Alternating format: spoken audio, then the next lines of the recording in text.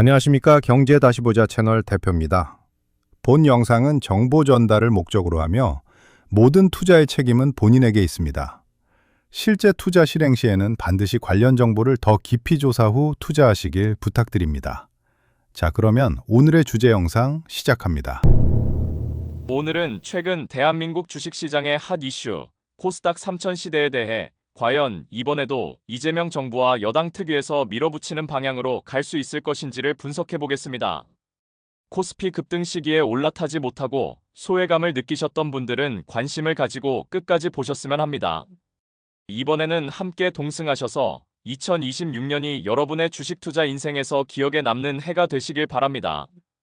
그렇다고 반드시 코스닥 3000포인트를 간다는 것은 아니기 때문에 투자에는 늘 신중을 기하시기 부탁드립니다. 작년 6월 4일 이재명 정부 출범 시 코스피 지수 2700, 코스닥 지수 750이었는데 코스피 지수는 설 연휴 직전 2월 13일 종가 기준으로 5507포인트로 급상승했습니다. 100% 이상 상승한 셈이지요.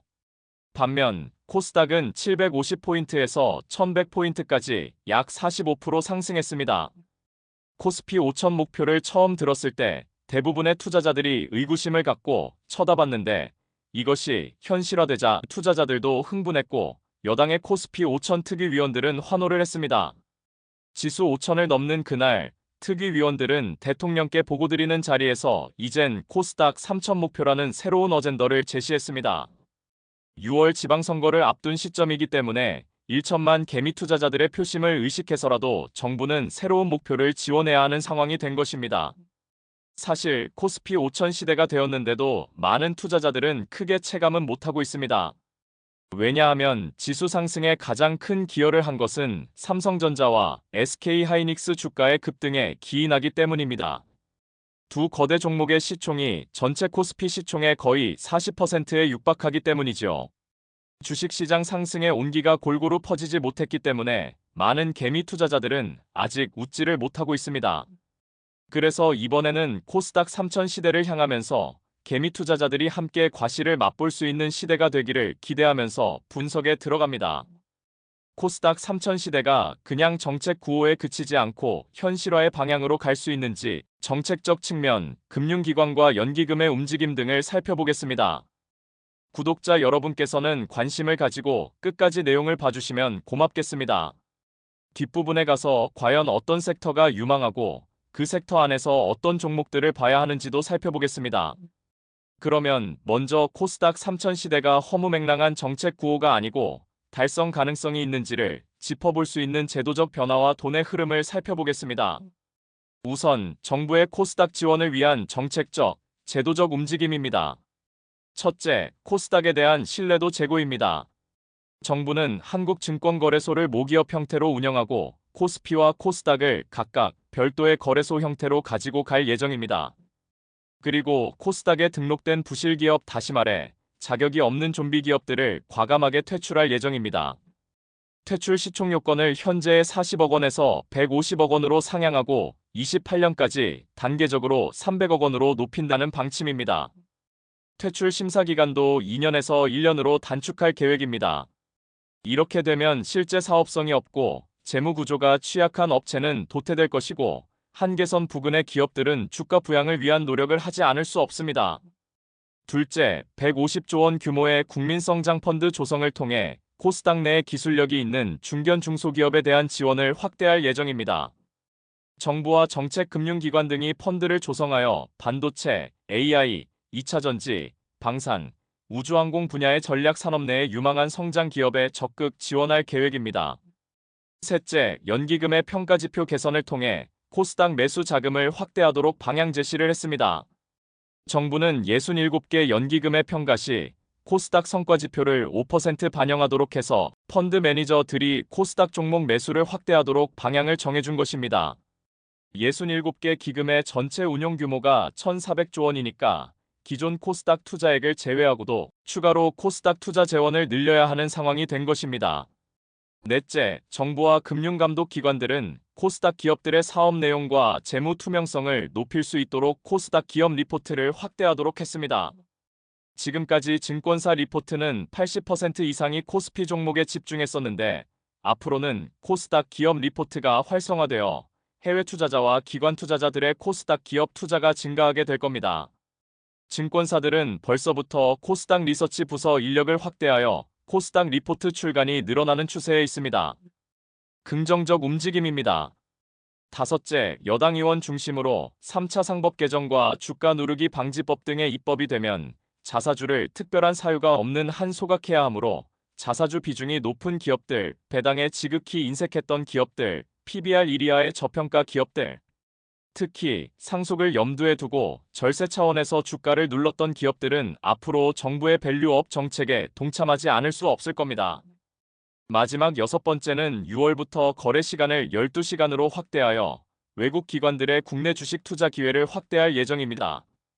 그동안 시차 문제 등으로 인해 한국 주식시장 접근이 어려웠던 외국계 기관들의 자금이 국내 주식시장으로 들어올 가능성이 커지는 겁니다. 지금까지 살펴본 정부의 정책적, 제도적 흐름을 보면 긍정적 신호라고 할 수 있습니다. 2017년 정부에서 코스닥 활성화를 선언했을 때는 특별한 정책적 지원이 없었음에도 1년간 지수가 크게 상승한 기억이 있는데 이번 정부는 구체적인 푸시 방법까지 제시를 했으니 코스닥 3000 시대가 그저 구호에 그치지는 않을 것 같습니다. 다음으로는 최근 코스닥으로의 자금 흐름 모습입니다. 특이할 자금 동향을 보면 지난 1월 한 달 동안 개인들이 9조 5천억 원을 매도할 때 기관들이 11조 원을 순매수했습니다. 순매수 자금의 대부분은 연기금이나 신탁 계정이 아니고 금융기관 자기 계정에서 매수한 자금이라는 겁니다. 여기에서 우리는 자금의 이동 즉 머니 무브먼트의 의미를 찾아야 합니다. 순발력 있는 금융투자 자금은 이미 코스닥 상승의 흐름을 읽고 먼저 움직인 거라고 해석할 수 있는 대목입니다. 정부의 정책적 방향과 주식시장에서의 자금의 흐름을 보면 코스닥 3000 시대를 대비한 전략적 투자를 준비해야 합니다. 정부의 정책 방향에 맞추어 어떤 섹터에 투자할 것인지, 섹터 내에서 어떤 종목을 선택할 것인지를 심도 있게 고민해서 주식시장 폭등의 시대에 소외되는 일은 없어야 할 것입니다. 저도 이 지점에서 많은 고민을 하고 있습니다. 그동안 시장에서는 조선방산, 원자력 관련 종목과 반도체 종목 중심에서 엄청난 상승이 나왔습니다. 반도체, 조방원 섹터에서 급등한 코스피 종목보다는 코스닥 내 소부장 기업들 중심으로 찾아봐야 할 것 같습니다. 굳이 이름을 명명하자면 저는 반바지로 우주로라고 짓고 싶습니다. 반도체와 AI, 바이오, 2차전지, 로봇, 우주항공 섹터의 코스닥 종목을 유심히 봐야 할 것 같습니다. 코스닥 기업 1,800개 전체 시총이 600조 원입니다. 삼성전자 시총 1,000억 원에도 턱없이 미달한 상황입니다.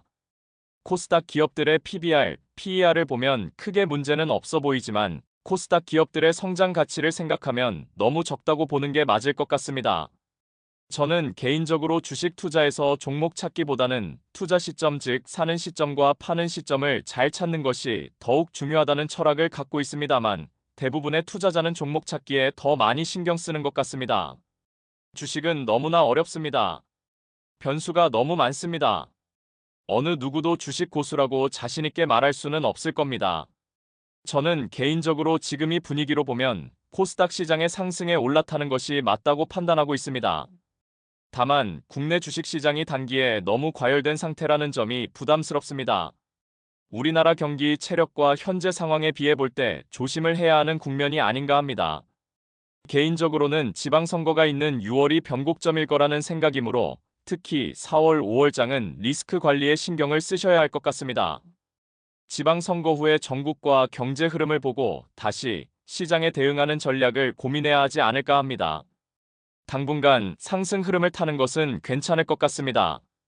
정부가 150조 원의 성장 펀드를 조성하여 지원할 섹터 AI와 반도체, 바이오, 2차전지, 로봇, 우주항공 등 분야에서 좋은 종목을 찾아 투자하는 것이 좋은 방법이라고 생각합니다. 제가 지인들 만나면 항상 고리타분한 원칙을 조언하기보다는 종목을 달라는 분들이 많습니다. 저의 구독자님들도 비슷한 생각이실 것 같습니다. 그래서 위에서 언급한 섹터에서 몇 가지만 검토 대상으로 분석해보고자 합니다. 반도체 분야에서는 검사부품 업체 리노공업, 소재 분야의 레이크 머티리얼즈, 바이오 분야에서는 인체조직 재생 분야의 강자 LNC바이오, 항체 신약 개발 기술 보유한 Y바이오로직스, 2차 전지는 황화리튬 대량 생산 준비 중인 이수 스페셜 케미컬이 있는데 단기에 너무 상승해서 부담스럽고요.